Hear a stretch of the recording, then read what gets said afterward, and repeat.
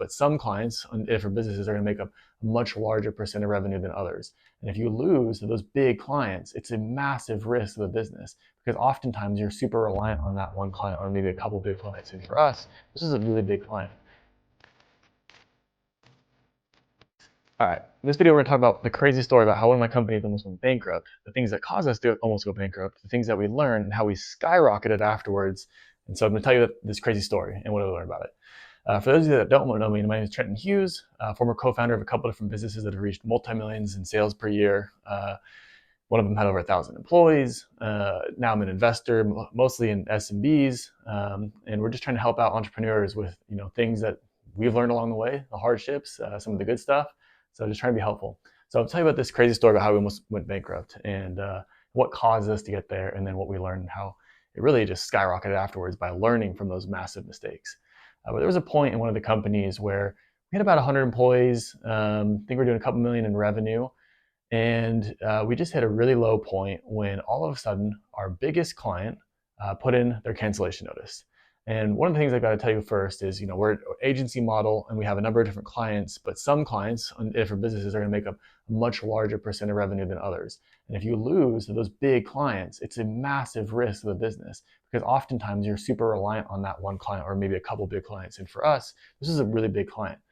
They put in their cancellation. What ended up happening is that they had a change in personnel on their side. A new person came in and no longer wanted the service that was with us. We didn't really have a good opportunity to build a relationship right off the bat with them. And what ultimately ended up happening is a few things. First, number one, we were getting paid much later than when we were doing our services. A lot of our customers would pay us 60 to 90 days after the services were rendered. And so we had a little bit of a cash flow issue because a lot of our services rely on employees, and we had high employee costs as well up front that we had to front. And we're a startup, a growing company that didn't have a ton of money in the bank. We were growing to a couple million a year, but we don't have tons of money in the bank just sitting there for this type of thing. And so what this immediately meant is that we were going to have to do some layoffs, which is just one of the worst things that you want to do, and it can hurt company culture, all kinds of different things. And so there's all these different things that started to culminate at once, where we saw that we were about to lose a customer. We had cash flow issues where we didn't even have enough money to pay out everyone, which meant we had to lay off some people. We had all kinds of different things where like, what are we going to do? And we started to analyze why this happened and what actually, was the thing that we could have done to prevent it. Number one, we realized that we were doing a little bit of everything for everyone. We were servicing different types of clients with different types of work. And this is one of the biggest mistakes that I see different businesses and entrepreneurs making is they say, I'll just go wherever the money is and I'm going to try to service everyone. What we realized is we had all these different things that we were servicing, and we weren't super great at some of those, and others we were really good at. And it turned out the ones that we weren't super great at are the ones that we're actually canceling more often than not. And so what we realized is, okay, maybe we're not as good in this area where people are potentially canceling. We might need to focus in on where we are good. And it's going to suck because it means we have to take on less customers, means we might even have to lose a few customers. But if we focus in on the area where we are good, we're going to have such good reviews. Hopefully no one will cancel. They'll always tell their friends and we'll grow from there. And it's easier for us to standardize things, to put processes in place, to hire for it, all of that stuff. So that was the realization and the takeaway that we came away with, which was actually a very hard one to do because we knew that we were most likely going to dip in the business. Number two, we also realized that as leaders and managers, we were just spread too thin. It was me and a co-founder and maybe a few handful of managers really just running the business. And there was probably 16 or 17 actual management roles that we should have been hiring for. And we were just spread so thin, so we weren't able to put all of our attention everywhere we needed to do. And so another realization we had is, shoot, we actually need to hire more managers and leaders, even though we might need to downsize our staff right now. And we're about to lose clients and lose money, but we need to specialize and potentially lose clients even more. And then we also need to hire more so that we can do this better, which means our own personal paychecks might have to go down. And we don't know if we're going to make it out of this. We started crunching the numbers and everything. It didn't actually seem like the numbers were going to make sense to be able to pull it off and to get out of there. And I thought, truthfully, if we lose a few more clients, we're going to go bankrupt. And it seemed like we might, especially with the getting paid net 60, which is just terrible. Morale started to go down a little bit. People heard about the layoffs that started to happen.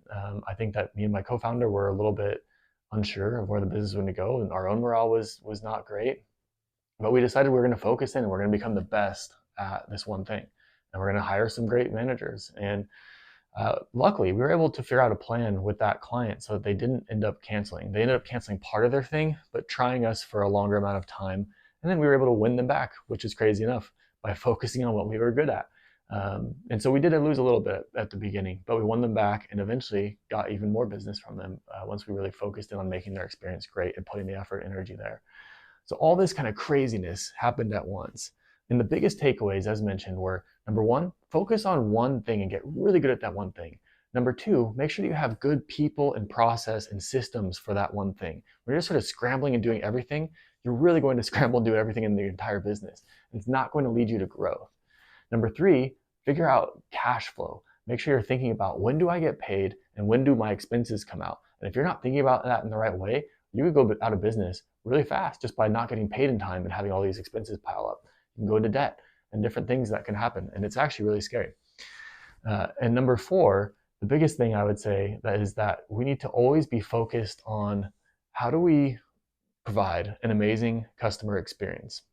Because if we can provide that amazing customer experience, then people are going to continually be happy and they're going to continue to spread the word about us.